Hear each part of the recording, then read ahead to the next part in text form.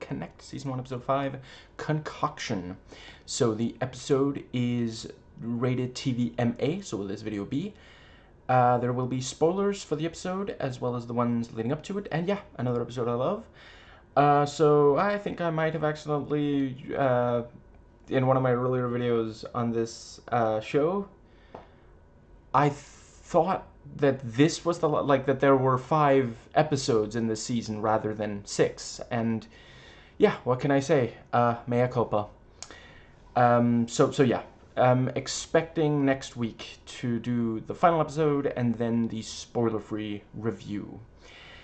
But yeah, lots of great stuff here. I suppose I can imagine some people might have been frustrated that, last episode ended on the cliffhanger of, there's going to be this meeting between killer and protagonist, and then this episode, it only happens at the very end.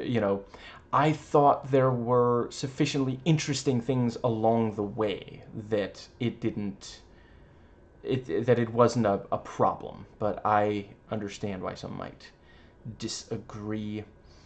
Let's see. I think the yeah, we get some more great words and grammar. More importantly, some more great stuff of the killer being sadistic. This thing of, no, sing better, and then he jams his finger in and traces it along the Z like a kid learning letters for the first time. Which, I mean, I guess at his age, if he's taking it real slow, Z is like one of the last letter. Is it the last letter? Fuck it. One of the last letters, certainly, of the alphabet. So that's something at least. But no, seriously though, yeah, that was really effective because, we know, thankfully most of us have not had quite that exact experience, but we know how little it takes. If you have a just small cut, if you use your fingers to separate the skin, just out of curiosity, that hurts, so just, yeah, imagine having a finger jammed in there and then traced along. Yeah. Let's see. And that is also yeah. So he's basically, tormenting the artist and demanding, perform better. So I guess in this particular bit, he is a stand-in for executives and a certain chunk of fandom of musicians. Let's see. I think, yeah. Seriously, it was an incredible relief when Brittany was indeed freed. Yeah. So, anyway, and the fact that Kesha got out of the whole thing with, what was his name, Dr. Luke or something like that. Yeah. There more needs to happen there. Moving on. Yes, so yeah, I really like that there's actually a discussion between Connect and Connect Wiki. I don't know, I mean, I guess at this point, should I still be calling her Connect Wiki, since now she doesn't just know all about them, she's the second Connect we've met, so I think maybe if I remember, I'll be calling her Connect 2 from now on. Let's see. I mean, he is the older one, isn't he? He's at least a little bit older, so she hasn't been a Connect for as long. This is not a Kyle 2 situation, is what I'm trying to say. And I'm also not saying, he's a man, so he's more important. Anyway, yeah, them discussing, go together, go alone, how do we do this, what's the smart play here? And alternatively, what's the protagonist's idea? And let's see. I think that does pretty much. Yeah. So they're doing a really good job in these last several. The show hit the ground running. It was never really slow, but these last several episodes, I haven't watched the finale yet, but yeah, several of these episodes really, yeah, setting up for an amazing conclusion. Yeah, very nice bit of, yeah, the young, the students. And I do appreciate that we get a flashback because, I mean, I was like, those are the students, right? That's what we're seeing. But, yeah, I mean, it's because they're, like, wearing different clothes. That's really the thing that's throwing me off. We didn't get to spend that much time, well, we didn't spend that much time with them. I'm sure protagonist is very relieved that they didn't spend very much time together, but yeah, so I didn't have their faces memorized the way that I do, the cop characters, for example. But yeah, yeah, because they did already, the big guy, the goon for the organ, the live organ transplant crowd. Yeah, he already found them, and they said, "Oh yeah, there's a connect." They didn't use those exact words, but they described it, and he was like, he connected that it was a connect. And by now in the show, the connects are connecting. Connect 1 and Connect 2, maybe Connect 3. She says there's more. And yeah, so he went back to talk to the students. I'm pretty sure, I don't know if they exchanged contact information in the traditional sense, but yeah, I'm sure he kept an eye on them. And yeah, now he just needed to find, where they, where were they working worryingly. Dude, that's all I got. Anyway, yeah, and they take the old guy hostage, and yeah, contact for the, yeah, very very nicely done on the. See, I think if that element had not been in this episode, I might have felt like, well, why aren't they just do it? Why do we have to wait until the next episode before killer and protagonist are face to face? That is the very end of this episode is when they're first face to face, because the other times there was always like a door between them or that sort of thing. But yeah, the let's see. I guess I'll do so protagonist meeting with the couple of guys there, and very nicely done on the old guy there on.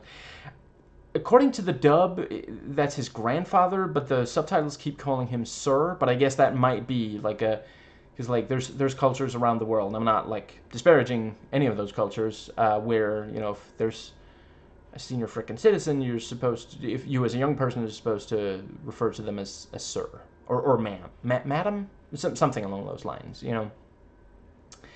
But yeah, he gets up to him, and just as soon as he removes the tape gag, the old guy's like, "It's a trap," and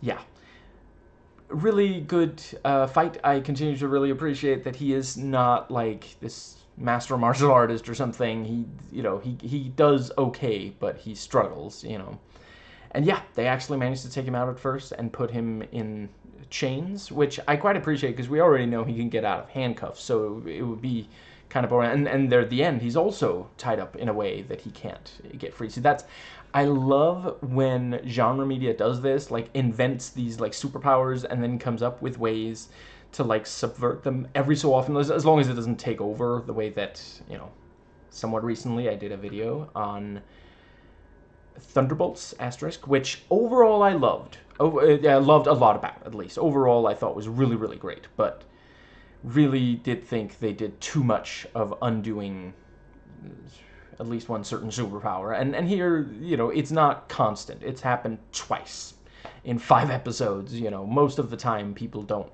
know quite how to deal with him, so we get fun stuff of him using the powers, and sometimes, it's Connect 2 shoving him over a railing so he'll use his powers, stuff like that.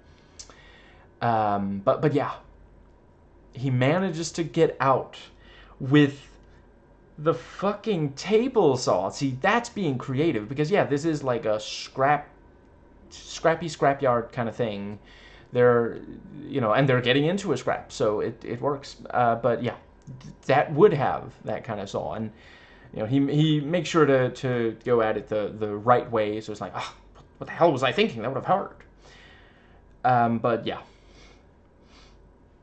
of course, he doesn't only get chain, he does also cut some of his own body, and we see the sparks from metal against metal mixing with like blood and fluids. Very nicely done, very like striking visual. Yeah.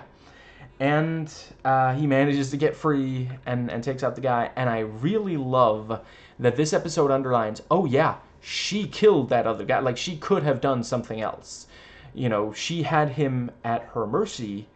She could have... there's things she could have done that didn't involve killing him. And connect... a protagonist, given the same choice, does not do that. You know, he, like, because the guys, like, they're like, you know, he can't really do anything. And, you know, he's too physically messed up, you know, not as bad as other characters on the show have been, but still, you know, and yeah, like, if protagonist, should I start calling him Connect One? Anyway, protagonist, if he really wanted to, yeah, he could easily just demolish him. But, and, you know, ultimately we don't see, I was sitting there thinking, he could call the cops, because this technically does, you know, bare minimum, this guy's trespassing. And the old guy, you know, not to be confused with the new guy, would probably, like, say, oh yeah, fuck that guy. Maybe not in those exact words, though I'd like to see that. But yeah, you know, he'd back up the story. He'd be like, yeah, arrest him, you know, here's some stuff he did that, yeah. Let's see, then we have the, yeah. I forget if I noted, but I did, it was something, if I said it in the video, it was something I noticed. By the end of the episode before this one, episode 4, we realize that literally the only person who knows the protagonist is a Connect and has been nice-ish to him, like, not you know, terrible to him, you know, for a while we thought, oh, it's someone who already knows. It's like, you know, that's how, because that is, like, in the real world, that is often how you fight bigotry, but the show is perhaps taking a little bit more of a cynical, nihilistic approach, which I'm here for. I don't need everything I watch to be optimistic. I want, you know, if I want something that has, like, more optimism, I watch a lot of Disney, you know, animated Disney classics and even the fucking live-action remakes of them, but yeah, you know, the if it's been a little while, I just watched, you know, finally, I don't know, it wasn't that good, but I got around to watching the live-action remake, Beauty and the Beast. I know, 8 years down. You know, Dan Stevens, great in everything I've seen him, well, both of the things I've seen him in by now, but, you know, fucking love him on Legion. Great, you know, he did admirably as Beast. And Luke Evans, good Gaston. I thought Emma Watson did well as well, but anyway, it's been a little while, or if you haven't already seen it, you're in luck, because, yeah, Lindsay Ellis's video on the live-action remake. I forget if it's only about that, but yeah, it's easy enough to find. She hasn't made like a million videos on the Disney live-action remakes, but yeah, she did a fantastic job talking about all the flaws of the live-action remake and why the original is actually kind of underrated. It's, yeah, I'm not gonna go into detail about it, but she does a solid job. Actually, fuck, is that the same video? Is that a different one? She's made multiple on Beauty and the Beast, on the animated one, but she's explained why it's not actually about Stockholm Syndrome, and yeah, I'm not gonna, I do a terrible job reiterating what she said, but she did a fantastic job, and yeah, anyway, yes, so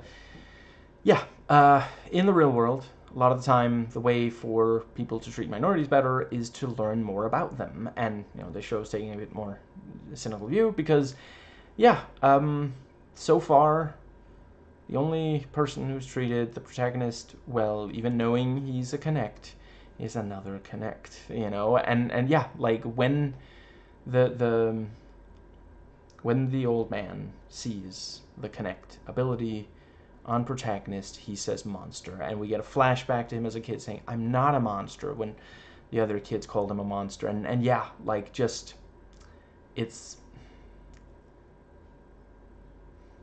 and like, the worst part is, like, it's just that the old guy's talking a little slower. He's actually he's not calling him monster. He's saying monster verse really should have happened. I was looking forward to the Dark Universe. But no, seriously though, yeah, really appreciate how dark this show gets with that. Like, okay, by the end, he says, I forget what he says, but he says something encouraging to the protagonist. But still, it was, yeah. I think that does nicely get us to, yeah, seriously gutsy of her to stay around, stay behind and fight, and true to the show's, yeah, she doesn't just easily wail on them. It's not that kind of show. That's again, like, if I want to watch, one person just wail on, Jason Statham, among other action stars, have made plenty of movies that deliver that. But yeah, and I don't know. I can imagine some people might have felt frustrated by the fact that she's able to escape them there at the end. But they do also say, oh, what was it? You catch more flyers with honeysuckle than vineyards, and that's not how that saying goes. Anyway, but yeah, so it's not like, now they know that she's a connect. Something was accomplished. That's you don't want a scene like that resolved without something being accomplished, unless it's in a really cool way. If, like, let's say the cops burst down the door, and they were all arrested or something, that would also accomplish something. But yeah, and the guy, I can't get over the teeth. I'm gonna miss seeing that gnarly, yeah. Once I've watched the final episode of the show. But yeah, he just takes an axe to her face, and then the other guy's like, slow down, like, jeez, learn some patience. He's not like, fuck'd you do? You could have killed her. She's our only witness. He's just like, temper. And that's also part of why I'm okay with her escaping like that. She gets the axe, and then she throws it through the air, and then attaches into one of the, yeah. I'm sorry, if you put that in a movie or show scene, you're gonna have to do a really terrible job on the rest of the scene for me to be like, that scene bothers me. No, that's fucking cool. They're getting mileage out of that fucking axe. I appreciate that. Like, when I saw the opening scene, I thought it was just, it's like for flavor, we're not gonna see it again, but no, like, I think it might have been in pretty much every episode, yeah. And Deuce is always walking around with it, like, everywhere. He's got the axe. God, I love this show. Anyway, is there any way that my axe could help resolve this? Please. But yeah, then we have let's see. Yeah, the cops find the camera, look at and note, hey, there were no pictures on the days where he killed someone, where there were corpse art. So, they are getting closer to realizing that there is indeed, yeah. They were already like, is the killer the killer? Yeah, I think that does bring us nicely to, yeah, I don't yet know 100% how to feel. I don't think I'm supposed to. The old human, neo-human discussion, because that was pretty fucking chilling. And I'm thinking, like, I'm getting a little bit the sensation that, like, in X-Men terms, protagonist is Charles Xavier, and Connect 2 is Magneto. Like, there's yeah, they're friends, they work together some of the time, and then they realize they are not, he thinks, yeah, like, he does not, thus far he doesn't fully know the extent of her methods, But yeah, I'm thinking there might be a conversation in the finale of where she says he doesn't go too far enough, and or maybe he doesn't realize, or maybe he comes around to it. Like if he ends up killing the killer, yeah. Okay, at this point I gotta just briefly, in case anybody else heard that combination of words and were like, yes, I plan to do a video on Killer of Killers, the Predator, the animated Predator anthology movie. It's not gonna be this month because I don't think I can, even I cannot twist myself into enough of a logical pretzel to make Predators particularly pride themed, LGBTQ plus themed. But yeah, I'm expecting to do it next month. But the movies I do, not every single episode of a show I do, but the movies I do this month, I try to make LGBTQ plus themed. Anyway, but yeah, that was also interesting, and I mean, at the end of the day, it's almost like silly, like, did you really think you were the only two? But then, until a few days ago, he thought he was the only one. So, and that's, of course, yeah, I'm not giving the show enough credit. I'm trying to keep these lighthearted also, but yeah, obviously the show, like, that is the thing. That's sometimes the very worst situation for a member of a minority is if they can't, connect with other members of that same community. And I guess the concoction of the title is the sleeping gas. Anyway, connect with other members of their community, and that sort of thing. I just saw on Reddit.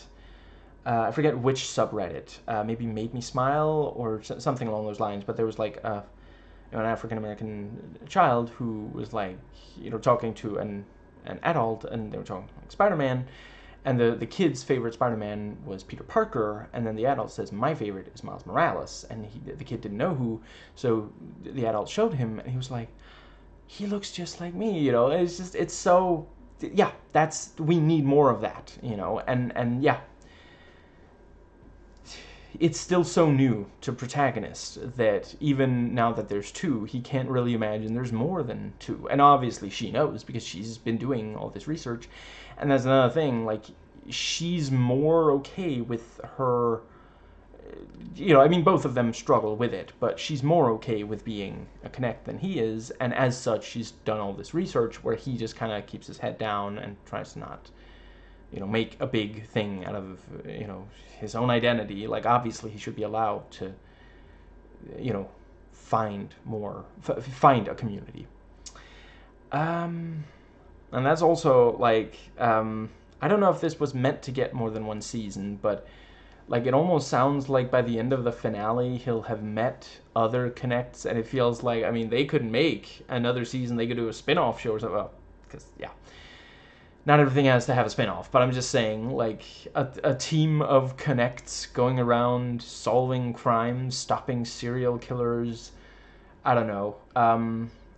If you say, or rather type probably, that you don't think that's at all cool, it's going to be very difficult for me to believe you. Let's just go with that.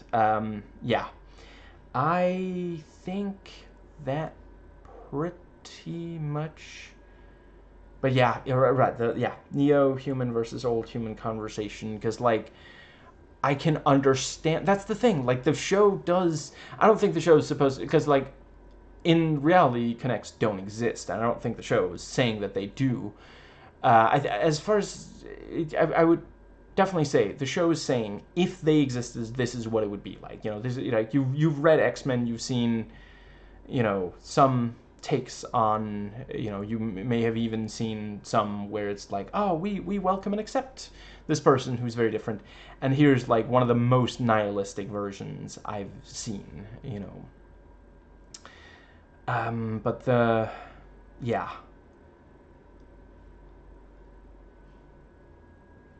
show is saying, the problem is the fear between, yeah. Considering how supremacist she's sounding, I don't particularly want to adopt her verbiage. I mentioned it before so as to make clear what I'm even talking about, but I think I will call them plain old humans. Us plain old humans. I'm not a robot. Plain old humans and then connects. If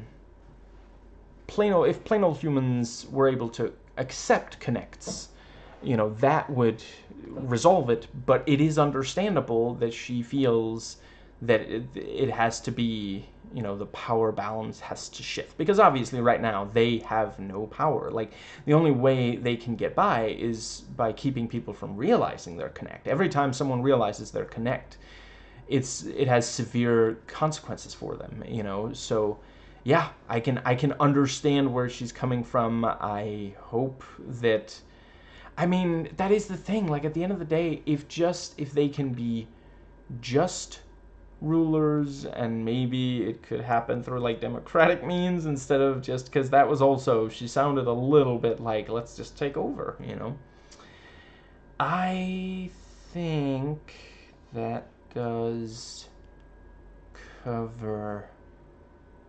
But yeah, I also appreciate that he's not immediately like, that is not what I signed up for. But he's like, rule, huh? Just the two of us? And then she's like, oh, there's more, just the two of us. It's not going to be. But yeah, he didn't challenge it that much. And it's not like he, like usually when he sees something he thinks is wrong, he tries to stop it, even at great personal cost. Like, he's put himself in tremendous risk to stop corpse art. I don't think it's just that. I could imagine there's going to be that.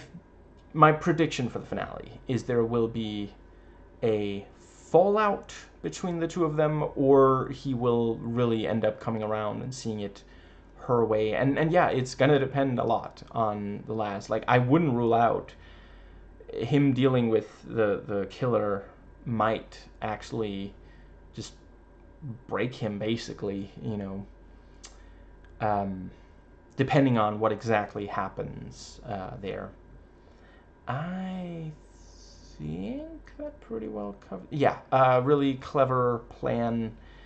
The thing with, changing. Well, I guess moving up the timetable is because of the blood vomit. The Blonnet? That's it. Wallace and Blomit. Rated M for mature. Yeah, let's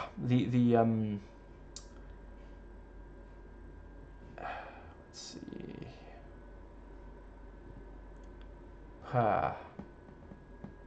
That's it, yeah, so he moves up the timetable, writing in his own blood. Use a pen, Sideshow Bob. And, yeah, she has another engagement at that time, so he goes alone, and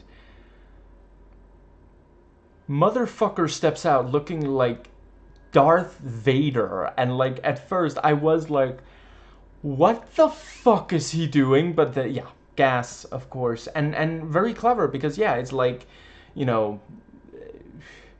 he's down a one-way street, and there's nowhere for him to go. There's gas coming from all around him. Like, if he tried to run, it would just make him inhale the gas faster. For once, he didn't fuck it up with a bad decision. And yeah, he wakes up and he's tied up in so many ways. There's simply no way for him to completely get out of. Yeah, very, very nicely done. And that's, again, yeah, I love shows where the villain, or media where the villain is smart. Because he's like, well, he heals stuff, like because yeah, by this point he knows, because the surgeon told him, every organ was removed, and he just, he healed. What can I say? Ow, because of the attacks. But yeah, obviously he realizes, well, you gotta take extra care to tie. There's no way he ties up everyone with that amount of care. That would just, yeah. Usually he can do much less and be able to get away. There, like Zed was not tied up like that, for example. Right, I did also appreciate we got the, yeah, cause like that's the thing. The police might still think, maybe the killer really is the protagonist, you know, because yeah, that was the thing with the although the eye patch wasn't mentioned, but the, you know, this is what happens when you steal someone else's song, you know, just yeah. I think that pretty well brings us to yeah, really stoked for the finale. That's yeah. Um I gotta talk about, so while they're in the car, you know, he plays the music and then they see through, and then they have the most fucking fun visuals of the show so far, like outside of arguably the intro sequence with all the eyes and such. But I love when media does this, because like if you have the time, if you have people who have really wild imaginations and you have the technology and all this stuff, just fucking do it, go for it, you know. It's media, it's life that's supposed to be boring. So yeah, like, because like obviously what we're seeing is not literally happening. There's not literally all these, like, I wonder if like Kubrick is like spinning in his grave fast enough that he can like use it as a fucking drill, because like, I'm sorry, that is very reminiscent. Is that a spoiler to say? I'll just say he directed a famous scene that also had at least one person in a vehicle moving and there's like lights. But yeah, it was so cool, and suddenly they're sitting next to each other and having the conversation like that, and you see the lights on their faces, and it's just very nicely done, because it's so much more dynamic than if it has to keep cutting back between, or I suppose it could also have been done with like an overlay, you know, one, you know, killer driving and then protagonist in the back, but it just wouldn't be as effective. So yeah. Right. At one point in this episode, he pictures the protagonist like right there in the room with him, and then goes up and tries to touch him, and you know, it was a hologram. Rookie mistake. No, it was, you know, it was a hallucination, which, like, I mean, yeah,